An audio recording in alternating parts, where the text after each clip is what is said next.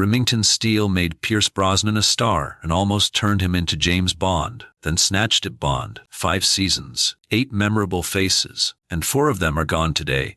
One passed away in her arms, while another carried a GNF by badge. This is what happened to the cast. Let's start with number 1. The face on every poster, a man whose room he walked into just by being there. Pierce Brosnan played Remington Steele as a sophisticated thief, posing as a detective who was pretending to be a man who never actually existed. He balanced all 3 layers effortlessly, the smooth silk on the surface, and that sudden flicker from Rakay's got to evil. He moved like someone who had taught himself elegance, rather than being born into it. That was the absolute truth for the character and the actual man. Brosnan came out of Drogheda, Ireland, a boy whose father walked out during infancy, his motherland, to train as a nurse, leaving him shuffled among relatives for years. His stepfather eventually took him to see his very first movie in a theater. It happened to be a James Bond film, and something in that dark room quite decided the rest of his life. Brosnan trained at the Drama Centre in London and married Australian actress Cassandra Harris, then followed acting work to America, where this show turned an unknown known into a household name. But then, the cruelest twist of his career came from this very same series. In May of 1986, after 4 seasons, the network cancelled Remington Steele and Brosnan to playing James Bond in The Living Daylights. The finished wardrobe fittings, the script sat by his bed on the final night of a 60-day window in a Mallow Beach house with an open bottle of crystal. The phone rang. The network had changed its mind. They renewed the show purely to keep him. Bond producer Albert Broccoli refused to let his new Seagem be tied to a weekly EV series and handed the role to Timothy Dalton instead. A guest star from that season later said Brosnan,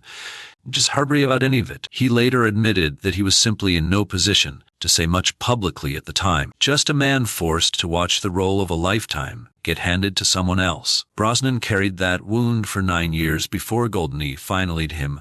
Bond in 19 films him to films that made him the star he was always meant to be. He built a second family in the years that followed, marrying journalist Keely Shea Smith in 2001, raising 2 more sons with her, becoming an American citizen, and launching his own production company. The boy, once shuffled around among relatives, ended up surrounded by children of his own. He is 73 now, still working, still photographed walking the beaches of Hawaii and California with the easy gravity of a man who outlasted his bad luck. Remington Steele got the girl and the glory by the closing credits of every single episode, but Pierce Brosnan got the role he had wanted since he was a boy in that cinema only after 9 knitting and a grief no writer would dare invent. The second name arrived just a few episodes in. An older gentleman thief named Daniel Chalmers, a man who carried himself like figure feel might the Steele become if he live long and unsteed lucky. Ephraim Zimbalist Junior played him with a voice like polished walnut and a stillness so complete that every actor,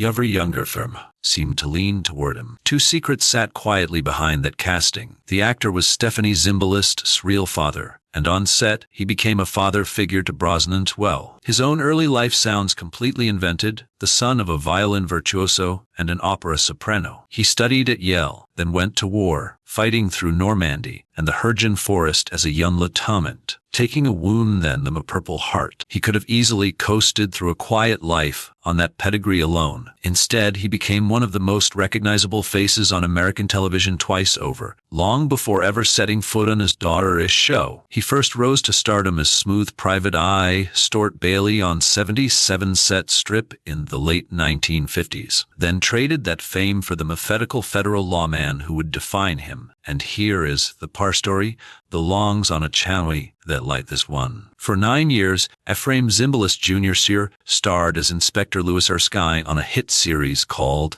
and every single episode ended the exact same way, showing real photos of actual fugitives from the bureau's most wanted barristers on the screen. Some of those broadcasts led to real arrests, and the director of the FBI J. Edgar Hoover personally blessed the show, opened the Bureau's files to producers, and corresponded with the actor Yu. In 2009, the FBI brought him in and pinned an honorary special agent badge to his chest, the highest honor the Bureau can bestow on a civilian, presented by the director himself. They honored him because for decades he narrated the base recruitment films and raised money for Chuchi, first killed the line of duty. He kept acting almost to the very end. He even voiced Alfred the Butler in a Batman cartoon, performing kids who would never actually recognize his face. And through all of it, he grieved in private. His first wife died of cancer in 1950, a loss he said shaped his entire life. Then, which gave the world Stephanie, ended in divorce. He died on the 2nd of May at 2010 in Salvonia, California. He was 95, spending his last days playing golf and catching up with friends. His children broke the news. Daniel Chalmers was a charming con man who never paid for anything he stole. Ephraim Zimbalist Junior spent his life on the right side of the law, and the FBI even gave him an honorary badge to prove it. Our third name did the actual detective work, while some guy took all the credit on screen. And 2. Stephanie Zimbalist played Laura Hall, the licensed private eye who solved cases while her fake boss got the credit. She played her with a sharp brain and a quiet frustration that really made the show's romantic tension sizzle. The viewers always knew exactly who was running the show. She came straight from Hollywood royalty. The granddaughter of a world-class violinist and an opera star, she actually trained at Juilliard before she landed this breakout role. When the series started, she was the star, and Brosnan was a nobody.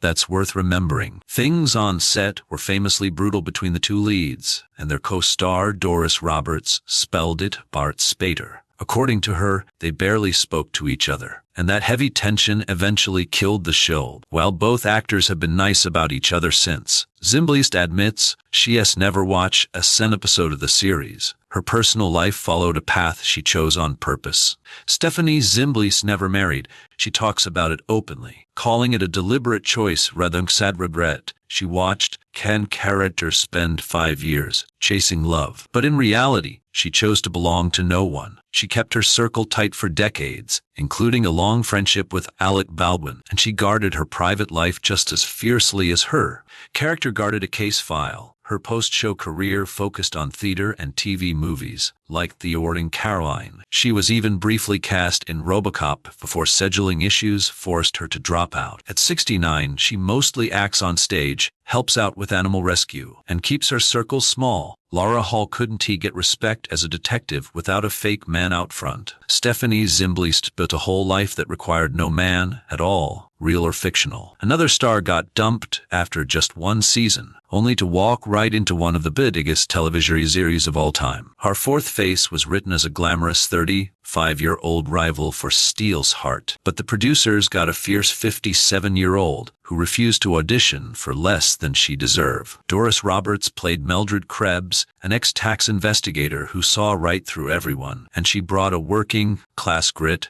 and flawless comic timing that turned a sidekick into the emotional heart of the trio. Viewers fell in love with her instantly. The road to that audition was long and brutal. Her father walked out early, and she grew up in Newark, her mom and stepfather, taking his last name, studying acting at the studio past midnight because her husband refused to watch their son any earlier in the day. She admitted later that none of the men in her life ever wanted her to succeed. Mildred was supposed to be young and gorgeous, but she demanded an audition, won the role, and forced to create the part years later. In front of Congress, she argued that Hollywood's discrimination against older actors was just sexism or sexism. She had already won an Emmy for a guest spot on Saint Elsewhere, but her biggest fame was still waiting around the corner. As Mary Barra, the intrusive mother on Everybody Loves Raymond, she won 4 more Emmys and became a beloved household name, working right up until her death. She wrote a cookbook in her late 70s, feeding anyone who visited her, and remained sharp and fairy enough to keep asking, even near the very end,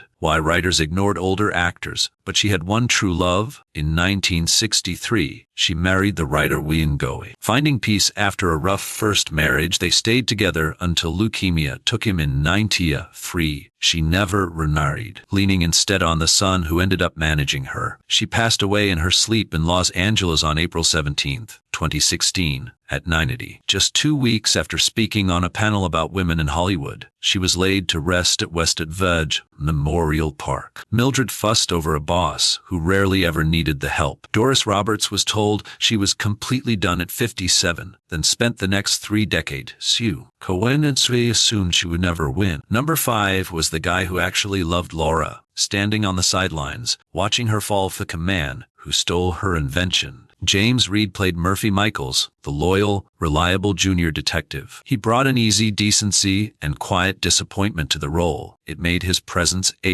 because it was clearly the guy who was right for her. Honestly, he drifted into acting almost entirely by accident. He started in forestry school before theater grabbed him at the University of Oregon. Then came odd regional stays in Denver and a quick early spot on Cheers. His run ended with a cold business decision when producers retooled the show after the first season. They decided the chemistry worked better without a third wheel. Murphy was written out, and Reed for just 1 year. Getting fired turned out to be the absolute luckiest break of his entire life. He walked straight into the starring role of George Hazard in the classic North and South miniseries trilogy, which became one of the highest-rated events in television history. He appeared in the 1988 movie Beaches, and later played the witch's wayward father Charmed, but the most important thing he found was right on a set. While filming North and South, Reed met actress Wendy Kilborn. They married in 1980, building the kind of quiet life the cameras never follow. Together, they raised a son and a daughter, but also endured a terrible loss. A daughter named Willa, who was stillborn in 1994, a tragedy Kilborn later spoke about with incredible courage. He even went back to school in his 40s, earning a master's degree in psychology from Pepperdine. At 72, he is still acting and directing. After spending 4 years on Days of Our Lives, Mafilov lost the girl and got written out, but James Reed lost his job and found the career and marriage that the show could never have given him. Before the next 2 stories, hit subscribe, because the woman you're about to meet had a massive secret that almost nobody watched and over-realized. The 6th face was Felicia, a glamorous woman from Steele's past, and the audience at home had absolutely no idea they were looking at the leading man's actual wife. Cassandra Harris played her with the effortless confidence of someone used to being the most stunning person in the room. The casting had a private spark no script could ever capture, because the woman seducing Brosnan's screen's character was his actual wife in real life. Her own path to that set ran directly through James Bond, an Australian native who entered drama school at age 12 and built a successful career across 2 comments. Harris played a Bond girl, Countess Lizzle, in 1981's For Your Eyes Only. On that set, she introduced her husband, a total unknown back then, to the powerful producers who ran the entire Bond franchise. Long before any of that, she was already a striking, unforgettable presence. A former model once featured in a book of the world's most beautiful women. She was the kind of person commanded attention everywhere she went. She married Brosnan in 1980, had their son in 1983, and raised her 2 older kids he officially adopted as his own after their father died. Then came the dark part of her story we promised you. In 1987, Cassandra Harris was diagnosed with ovarian cancer, the same disease that had already taken her mother. She fought the illness for 4 years. The family moved to the quiet air of Malibu, and her husband down his career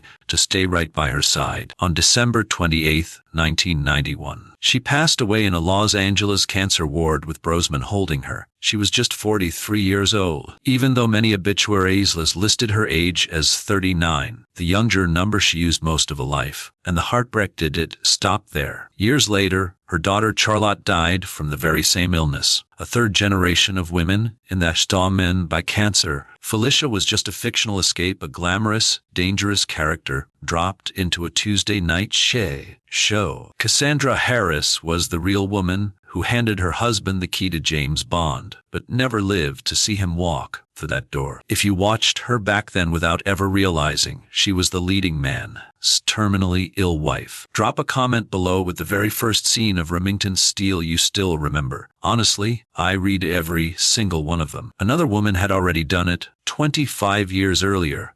She pulled off the exact stunt Laura Holt was told a woman could do. Number 7 is the hardest face to follow at some point. She simply chose to vanish. Janet DeMay played Bernice Fox, the agency receptionist whom Remington Steele pointedly insisted on calling by the wrong name, Miss Wolf. She sold that running joke with a flat, unimpressed delivery, making her the audience's first guide into the comic rhythm of The Office. She was there at the very beginning of the pilot, holding down the front desk for a detective who non-detective. The public record of her life is thin, and it looks like that was by her own design. Aside from her birth in Los Angeles, very little of her early story was ever documented. When the show retooled, she was written out in the same purge that removed Murphy, a throwaway line she had run off, Wixpur, the saxophone player. She popped up in a few more places, including The Beastmaster and an episode of Knight Rider. Then, after 1991, she left screen acting altogether. By all accounts, she is 68 years old today and living entirely outside of public life. Bernice spent her days answering phones for a boss who did not exist. Janet DeMay answered a quieter call. She walked away from the entire business, becoming the one cast man could barely keep track of.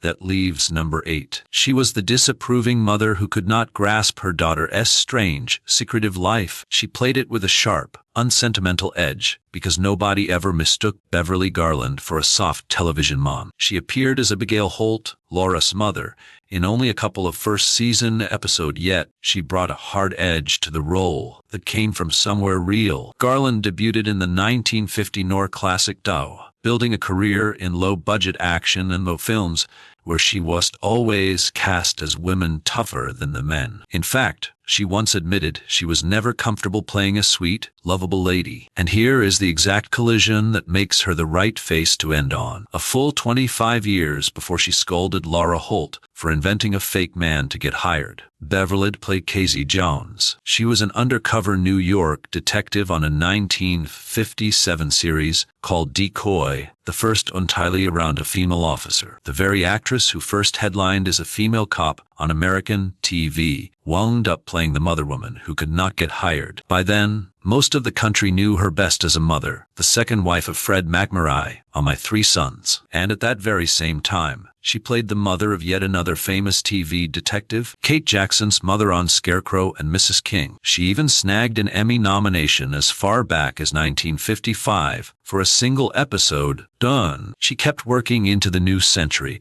playing a nagging future mother-in-law on Lois and Clark, and busy almost seventh heaven, busy almost to the end. Away from the cameras, she built something incredibly solid. In 1960, she married real estate developer Fillmore Crank. Together, they built a North Hotel that still carries her name to this day. She ran that business with as much seriousness as any role she ever took, staying fully involved until life. Crank passed away in 1999, and Garland died on December 5th, 8th, 2000 house home. She was 82 years old, passing after a long illness. She kept completely private. Abigail Holt never understood why her daughter needed a fictional man just to get hired as a detective. Yet Beverly Garland had been the genuine article on TV a full quarter of a century before anyone even to ask the question. In a Malibu beach house, a bottle of crystal grew warm beside a ringing phone, and the man who answered it would have to wait 9 more years for the